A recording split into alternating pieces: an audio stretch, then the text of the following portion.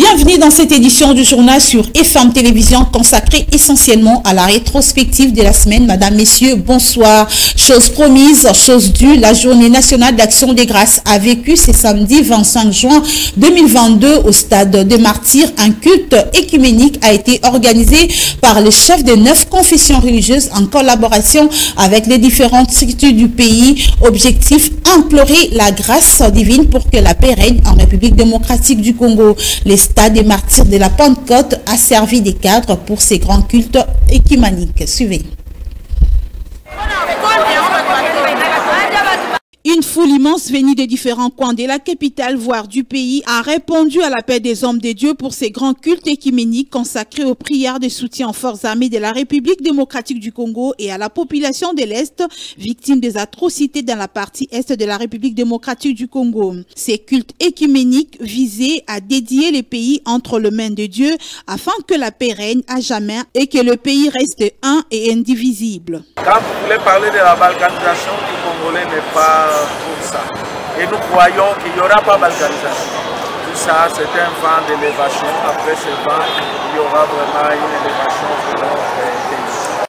Pour l'apôtre Emmanuel Bobo de la Belgique, l'objectif a été atteint car il croit à un Dieu vivant et la victoire est certaine. Croyons plus à la prière. Dieu dit ceci qu'invoque-moi je te répondrai. Et croyons que par la prière, Dieu peut façonner l'histoire de la vie. Et nous avons prié, chacun a prié par rapport à sa foi. Et nous croyons que le Dieu de la Bible a exaucé à nos prières. Parce que la foi, c'est voir avant de voir.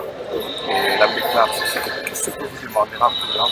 Vous croyez que vous l'avez reçu. Donc, croyons déjà que nous avons reçu notre victoire. Je leur dis que le Seigneur est au contrôle de tout. L'apôtre Bobo Emmanuel a saisi cette occasion pour annoncer la tenue au mois de juillet prochain d'un séminaire pour la délivrance de la nation. Nous avons une conférence que nous organisons le mois prochain, le 22 et le 23 juillet, à partir de 9h à l'hôtel du Fleuve Congo. Notre conférence est dénommée Église guérison des nations. Nous voulons interpeller l'Église par rapport à sa mission et son rôle à jouer dans une nation pour la guérison de la nation. L'ambiance était au rendez-vous. Les chrétiens et croyants ont exprimé à leur Dieu leur désir ardent de voir la cessation des hostilités dans la partie est de la République démocratique du Congo.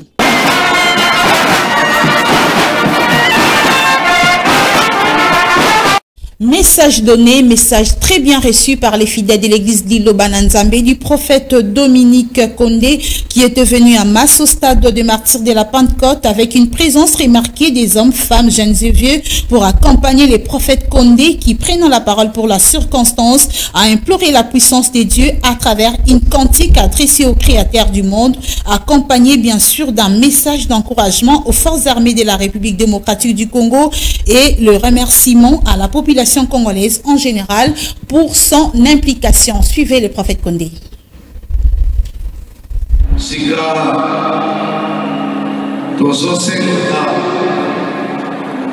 Le prophète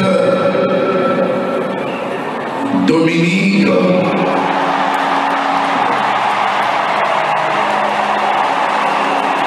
Kondé aye kobongela nzambe koloba oyo nzambe atia na motema na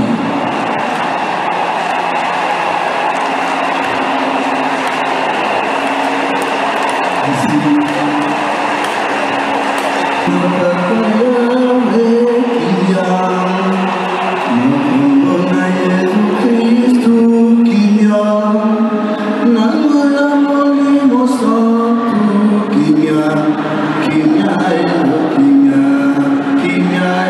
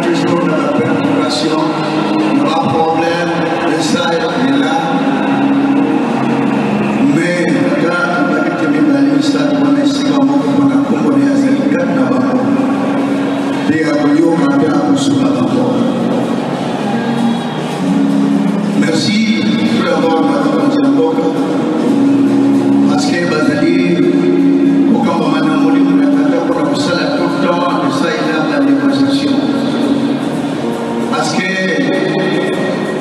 négociation est très important mais bon on a encore le Bazali Mabé mais Bazali Benjo donc la vengeance la vengeance mais pas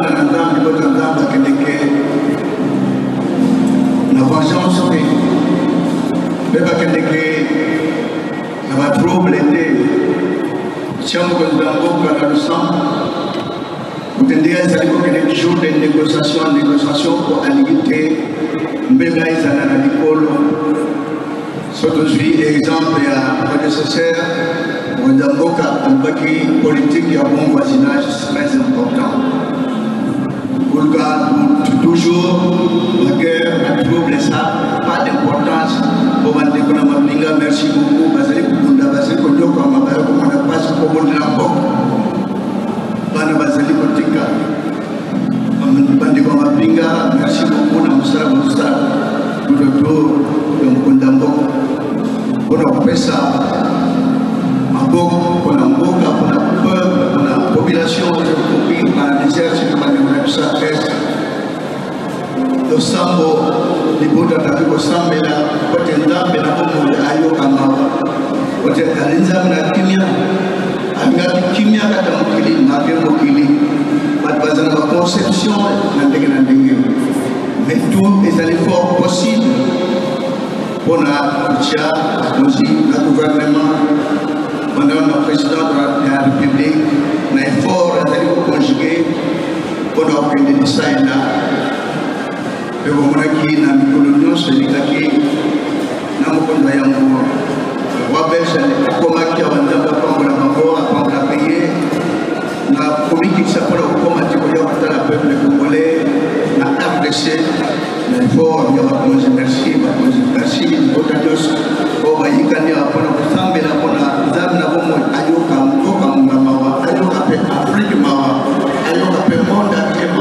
parce que qui ne se fait le monde entier, l'occupation de la liberté de tout ça, Journée nationale d'action des grâces, toujours sa grandeur. Le prophète Dominique Condé a dans sa prière imploré au Créateur du monde la grâce divine afin que la paix règne à jamais en République démocratique du Congo, pays longtemps agressé pour ses richesses, a-t-il dit. Suivez-les dans cet extrait sélectionné pour vous par Rachidi Softkiba.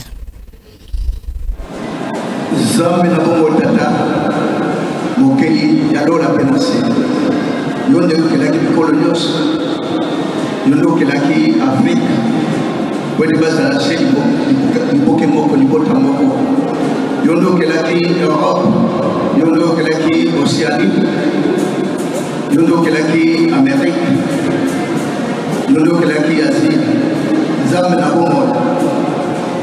Kulimoloisa lekite ko ekila nyoso kelina ya vivre na kimia kina mikolonioso kesaki na bomo na ye.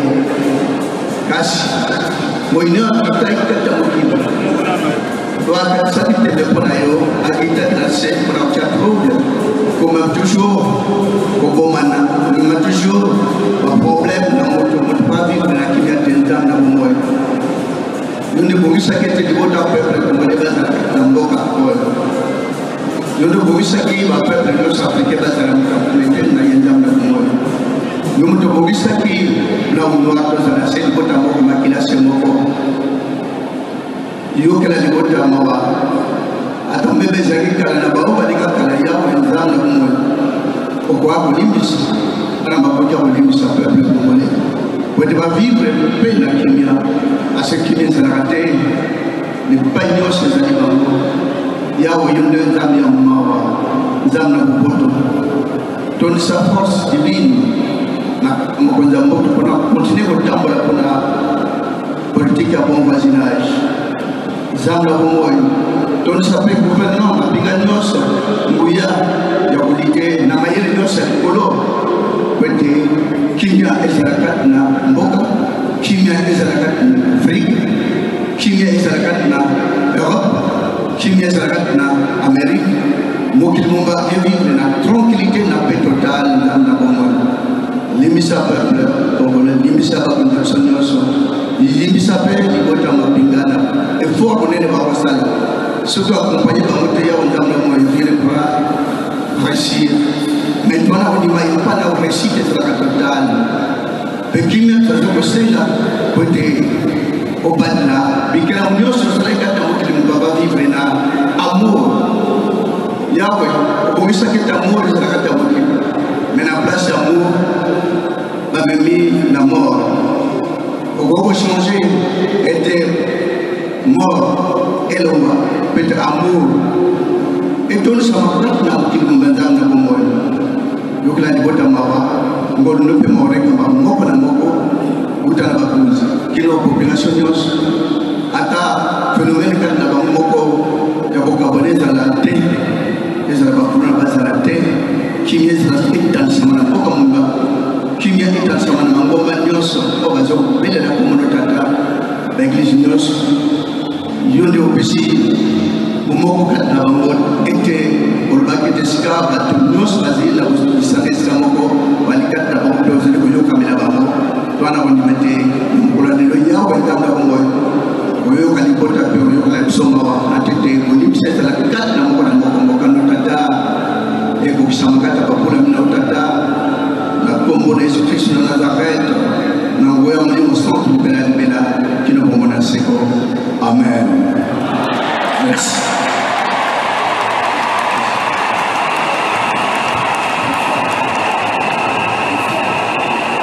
Merci à Sali Nazambe.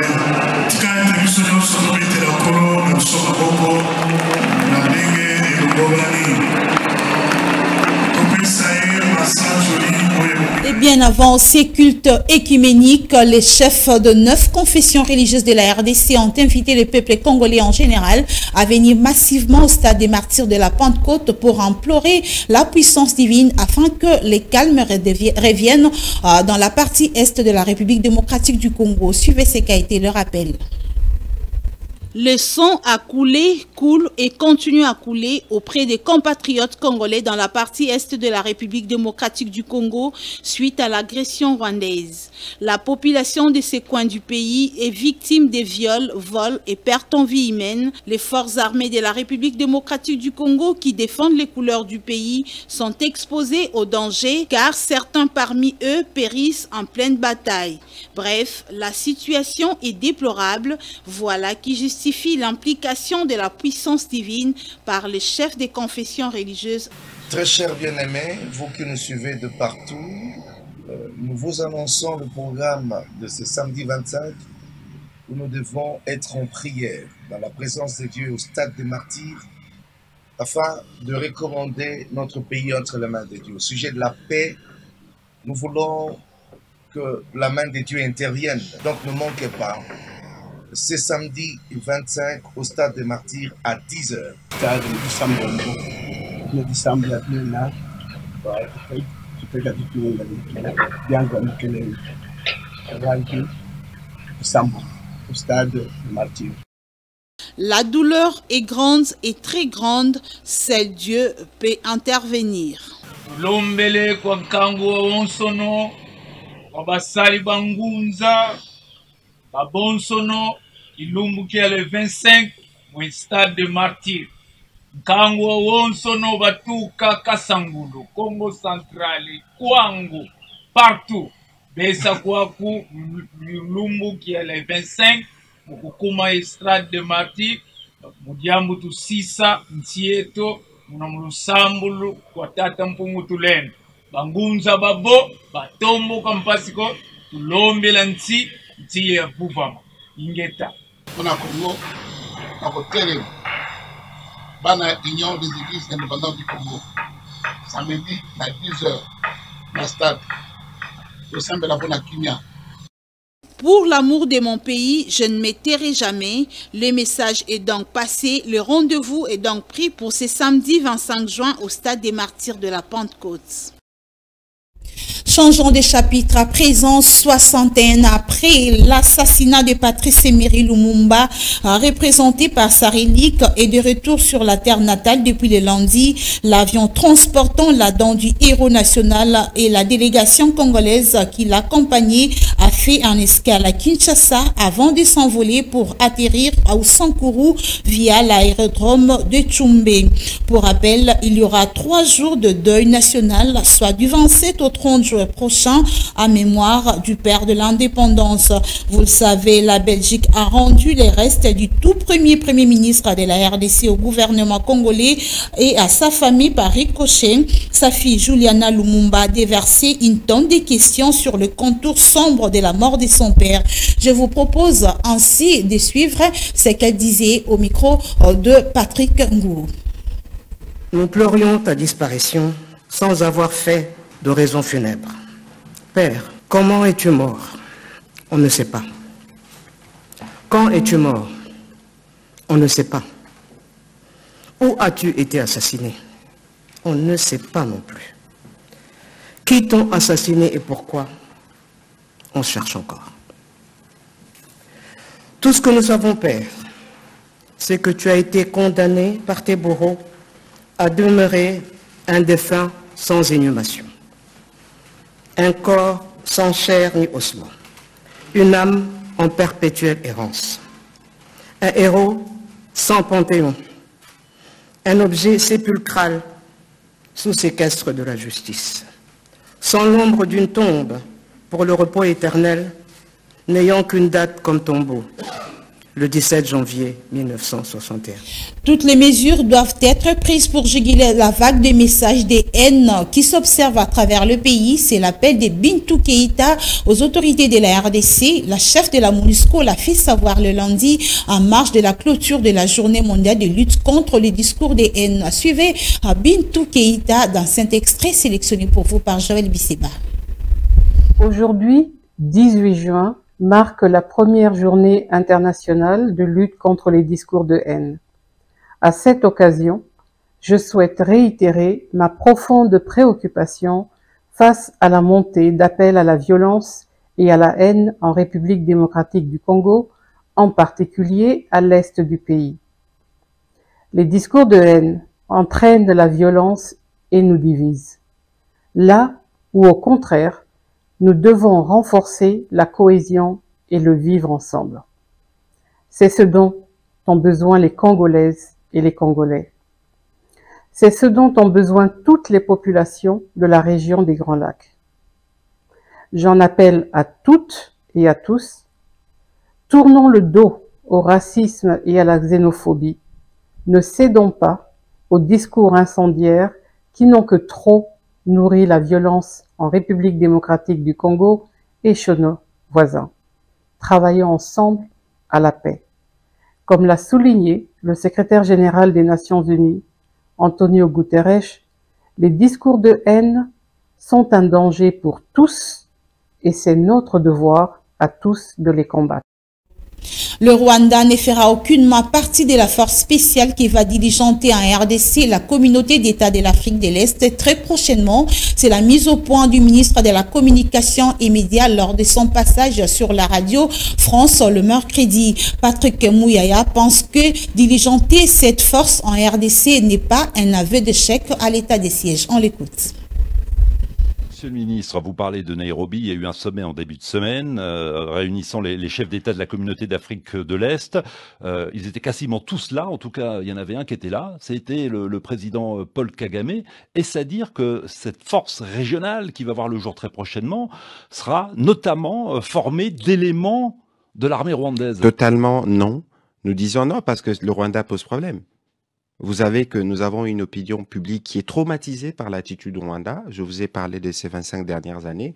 Nous ne pouvons pas faire le choix d'accepter encore de troupes rwandaises qui soutiennent des groupes terroristes que nous ne cautionnons pas. Il est hors des questions que le Rwanda fasse partie de cette force, en tout cas pas celles qui seront déployées en République démocratique du Congo. Et accepter le déploiement de cette force régionale, est-ce que ce n'est pas finalement reconnaître l'échec de l'état de siège que vous avez mis en place, que vous avez instauré depuis un an? Je crois que tout dépend du prisme dans lequel vous regardez la question. Il ne faut pas oublier que les problèmes sécuritaires dans l'Est durent depuis 25 ans et c'est du fait justement de l'attitude de beaucoup de pays voisins.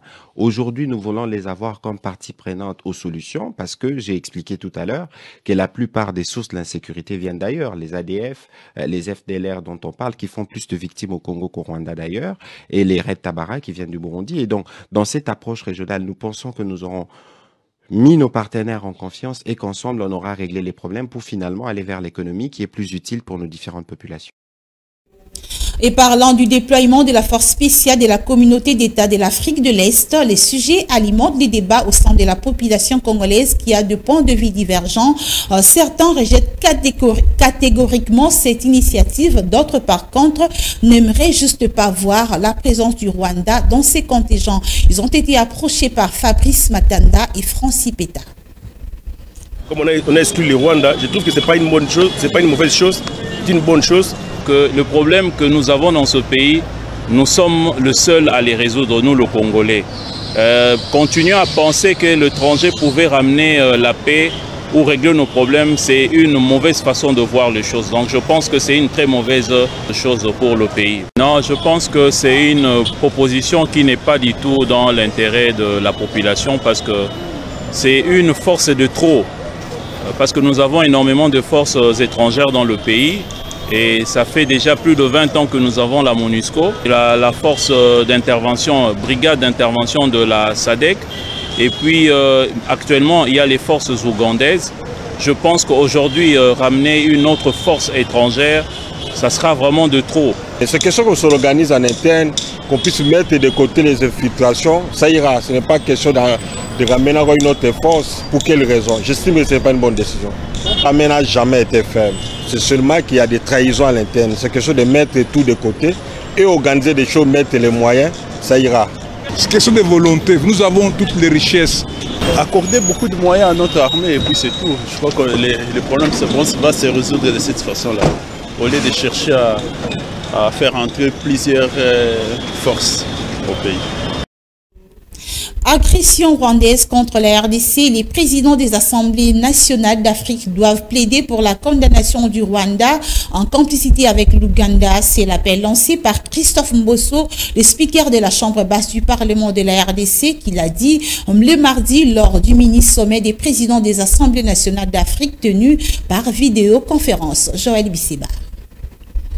Devant ses pairs et avec un ton ferme, Christophe Mbosso a dénoncé l'agression dont fait l'objet la RDC par le Rwanda avec la complicité de l'Ouganda. Le moment était visiblement choisi pour le président de l'Assemblée nationale de la RDC de demander à ses homologues de plaider auprès de leurs chefs d'État et de gouvernement en vue d'obtenir condamnation sans équivoque de cette guerre dont est victime la RDC. Mon pays fait face à deux agressions répétées du Rwanda, et cela au mépris des efforts de la politique de bon voisinage et des rapprochements menés par Kinshasa. L'agression actuelle de la République démocratique du Congo par le Rwanda sous le label du M23 est couronnée par l'occupation illégale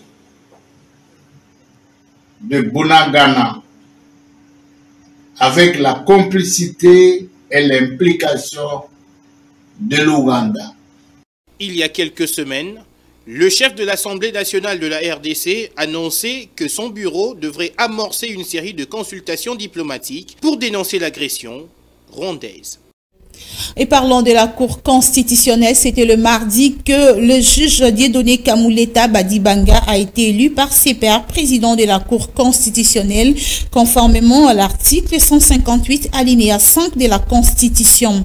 Le nouveau président de la Haute Cour sera à la tête de cette juridiction pour un mandat de 3 ans renouvelable une seule fois. Le président Dieudonné Kamuleta remplace le juge Dieudonné Kalouba Diboué et deviendra d'office président du Conseil supérieur de la magistrature. Et puis Mike Hammer, depuis ambassadeur des États-Unis en République démocratique du Congo, il est remplacé par Lucie Tamling, comme l'a décidé la Maison-Blanche ceci, est contenu dans un communiqué signé le mercredi par la présidence des États-Unis d'Amérique. Les précisions, c'est avec Monica Makaba. En début du mois de juin, son prédécesseur a été nommé envoyé spécial des États-Unis pour la Corne de l'Afrique. Il faut dire que Lucie Tamlin est actuellement chargée d'affaires par intérim à l'ambassade des États-Unis à Khartoum au Soudan. Entre 2019 et 2022, elle a été ambassadrice des États-Unis en République centrafricaine. Bien avant, elle exerçait le même travail au Bénin de 2015 à 2018. Elle a aussi été chef de mission adjointe aux ambassades des États-Unis, au Portugal et au Soudan. Elle est détentrice d'un baccalauréat du St. John's College, Annapolis, au Maryland, et d'une maîtrise de la Columbia University School of International Affairs. Elle a reçu de nombreux prix du département d'État, dont le prix du secrétaire pour le service expéditionnaire. Elle parle français et portugais. Ambassadeur des États-Unis en RDC, depuis début septembre 2018, Mike Hammer s'en va après avoir noué les liens avec le pays de Lumumba, jusqu'à s'octroyer un nom d'origine congolaise, Mike Hammer Nzita. Il n'est plus prisonnier, Vital Kamerhe est totalement libre. Le verdict est tombé le jeudi depuis la cour d'appel où l'affaire était sous examen. Cette libération a concerné également Samir Jamal et Jano Mouima, tous jadis accusés dans le cadre du procès 100 jours. Ruth Dinonzei. Le président national de l'UNC, Vital Kamerhe, est désormais considéré comme un homme libre. L'ancien directeur des cabinets du président de la République et ses co-accusés sont acquittés par la cour d'appel de Kinshasa-Gombe dans l'affaire de détournement des deniers publics les opposant au ministère public. Le verdict rendu ce jeudi par cette juridiction concrétise les rêves des militants et cadres de son parti ainsi que des partis alliés de l'UNC. Ces derniers espéraient voir leur leader être libre et faire objet d'aucune poursuite judiciaire. Ce jeudi, ils se sont mobilisés comme un seul homme pour clamer l'innocence de Vital Kamerhe avant que la cour d'appel de Kinshasa-Gombe ne puisse prononcer la sentence. Vital Kamerhe est donc libre. Rappelons que la Cour de cassation avait annulé l'arrêt de la Cour d'appel ayant condamné à 13 ans de prison pour détournement des fonds publics Vital Kamerhe et avait renvoyé le dossier devant les nouveaux juges. En avril 2020, cette peine réduite de 13 ans avait été fixée à 20 ans de prison pour détournement de près de 50 millions de dollars alloués à la construction des maisons préfabriquées pour des militaires et policiers dans le cadre d'un programme qui devrait lancer le mandat de Félix Tshisekedi. Acquittement de Vital Kamerhe, les militants, cadres et sympathisants de l'Union pour la nation congolaise étaient en liesse dans leur siège situé dans la commune de Barumbu, nous disent Patrick Ngouo et Absalom Koubelana qui y étaient pour le compte de FM Télévision.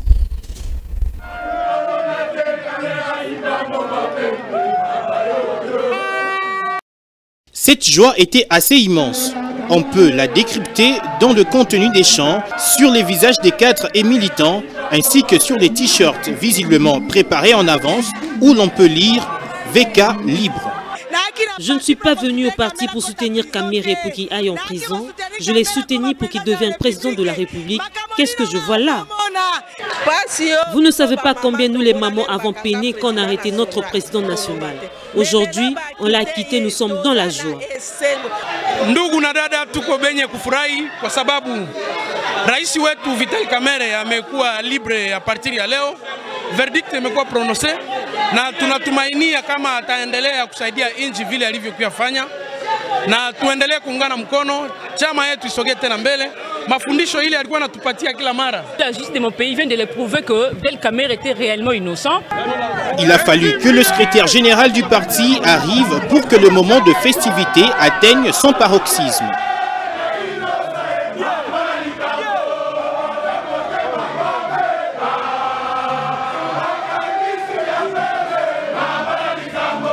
Pour Billy Kambale, Vital Kamerhe a encore un rôle à jouer dans ce pays. Nous sommes répartis dans notre combat et que les défis sont majeurs. Et le président Kamerhe a un rôle à jouer dans ce pays, tel que l'avait dit le président de la République. Cet acquittement de Vital Kamerhe vient rappeler le discours du chef de l'État qualifiant Vital Kamerhe d'un homme sérieux. Et si pour les procès 100 jours, les dossiers est clos, pour les procès François Béa, par contre, la haute cour militaire s'est déclarée compétente pour juger l'ancien conseiller spécial du chef de l'État accusé de complot contre Félix Tshisekedi. Révélation faite le vendredi 24 juin au cours d'une audience, nous dit Patrick Ngougo dans ce reportage. Ce fait rappelle le déroulement de la première audience sur ce dossier où les avocats de François Béa avaient récusé la composition de la haute cour militaire tout en exigeant un procès civil. La composition de Monsieur Sécurité, comme on l'appelle, a demandé également une liberté provisoire, procès-verbaux, voire une nullité de la procédure. Toutes ces demandes n'étaient qu'un simple coup d'épée dans l'eau, car toutes rejetées par cette juridiction. S'étant déclarée compétente de poursuivre ce dossier, la haute cour militaire a acquiescé la requête du procureur militaire de tenir les prochaines audiences à huis clos, car, apprend-on, certains faits pouvant découler de ces audiences seront susceptibles de troubler l'ordre public. Entre-temps, les juges établissent un lien entre François Béa, ses collègues accusés et ses infractions. Il faut retenir cependant que les arrêts de la haute cour militaire ne font l'objet d'aucun appel. La prochaine audience sur cette affaire est prévue pour le mardi prochain. Parlant éducation dans ce journal, ils sont prêts à mener un bon leadership et exceller dans la bonne gouvernance. Il s'agit des participants de la 3e édition de la formation sur le leadership et la bonne gouvernance organisée par les MESEC en collaboration avec la PAJAS. Au cours d'une cérémonie hier vendredi à l'Université panafricaine du Congo, les nouveaux leaders ont reçu leur brevet international, nous disent Esther Siamweni et Plamedi Tondo.